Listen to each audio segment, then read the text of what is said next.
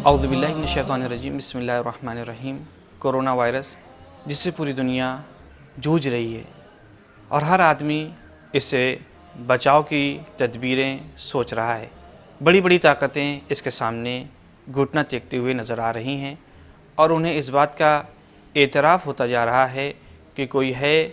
جو ہم سے مافوق ہے اور اس کائنات کی باغ ڈور بھی اسی کے ہاتھ میں ہے۔ یہ اللہ کی جانب سے ایک امتحان ہے کہ جس کے ذریعے سے اللہ ہمارے ایمان کو ٹٹول رہا ہے کہ ہم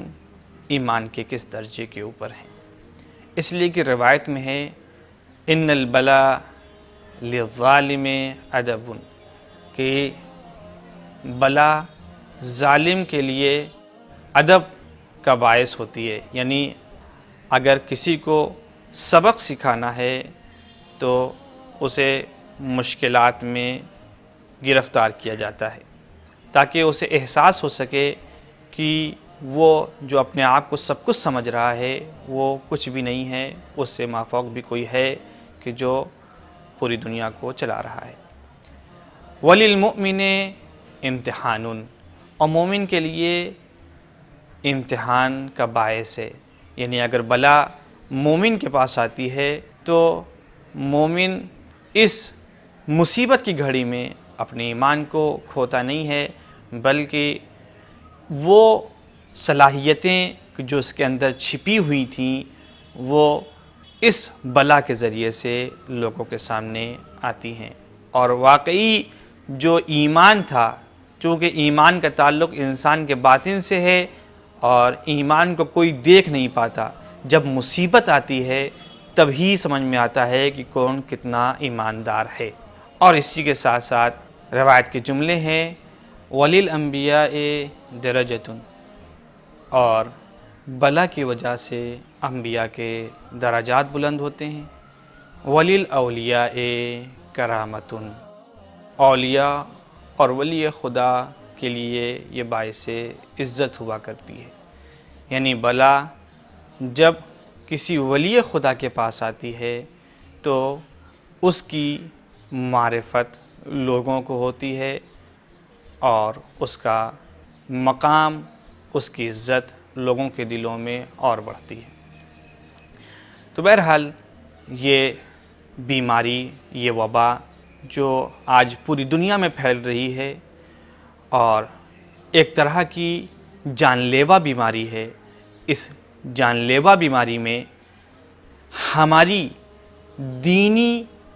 اور سماجی ذمہ داری یہ ہے کہ ہم کوشش یہ کریں کہ اپنے آپ کو زیادہ سے زیادہ ان چیزوں سے محفوظ رکھیں کہ جس کی وجہ سے یہ بیماری آپ کو لگ سکتی ہے۔ اور آج ہندوستان میں ہمارے لیے جو لاک ڈاؤن کا قانون رکھا گیا ہے اس پر عمل کرنا ہم سب کی ذمہ داری بنتی ہے، چونکہ سبھی یہ جانتے ہیں کہ ہندوستان پاپولیشن کے لحاظ سے دوسرے نمبر پر ہے اور ہمارے پاس اتنے وسائل بھی نہیں ہیں کہ ہم اس بیماری کا مقابلہ کر سکیں۔ لہٰذا ہماری ذمہ داری یہ ہونا چاہیے کہ ہم زیادہ سے زیادہ ان احکامات کے اوپر کہ جو حکومت کی جانب سے ہمارے لیے بیان کیے گئے ہیں ہم اس پر عمل کریں، اس لیے کہ اس بیماری کی زد میں صرف آپ نہیں آئیں گے بلکہ جہاں تک کہ آپ کا دائرہ ہے وہ سب اس کی زد میں آتے جائیں گے۔ اور تندرستی جو ہر ایک کا حق ہے، اس حق کو پائمال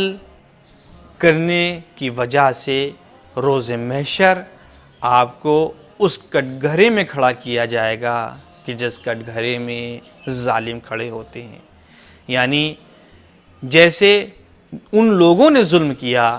ویسے ہی آپ نے بھی دوسروں کے اوپر ظلم کیا۔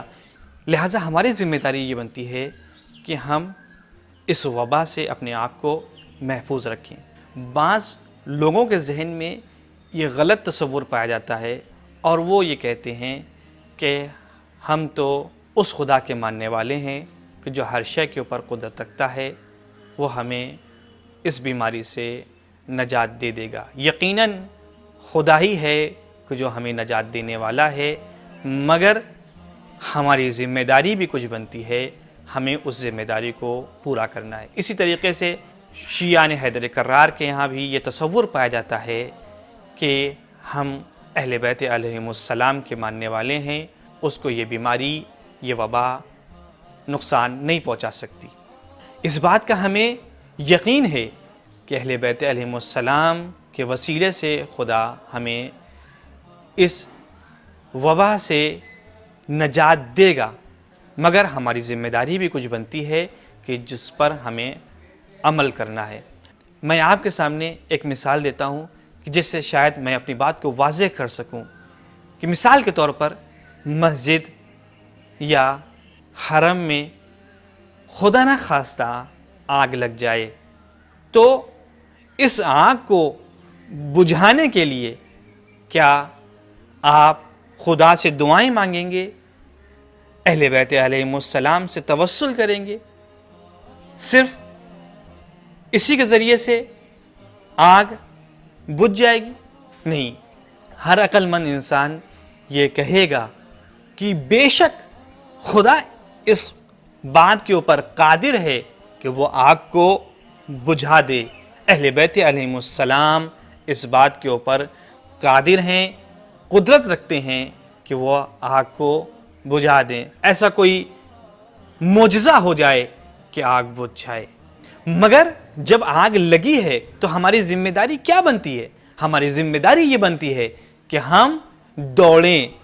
اور اس آگ کو بجھانے کی تدبیریں انجام دیں۔ ایسا نہ ہو کہ ہم کھڑے ہو کر کے دیکھتے رہیں اور اس بات کی تمنا رکھیں، اس بات کی آرزو رکھیں کہ جس کا گھر ہے وہ اس آگ کو بجھا دے گا، یا جس کا حرم ہے وہ اس آگ کو معجزے کے ذریعے سے بجھا دے گا۔ نہیں، ہماری ذمہ داری بھی کچھ بنتی ہے، اس ذمہ داری کو پورا کرنا ہمارا دینی اور سماجی فریضہ ہے۔ لہذا ہمارے مراجع کرام نے ہم سے یہ تقاضا کیا ہے کہ ہم اس مشکل دور میں زیادہ سے زیادہ زیارت عاشورہ پڑھیں اور زیادہ سے زیادہ نیک اعمال بجا لائیں، توبہ کریں، استغفار کریں کہ خدا ہمارے اس نیک عمل کے ذریعے سے اس وبا کو ہم پر سے ٹال دے گا۔ وصلی اللہ علی محمد وآلہ الطاہرین۔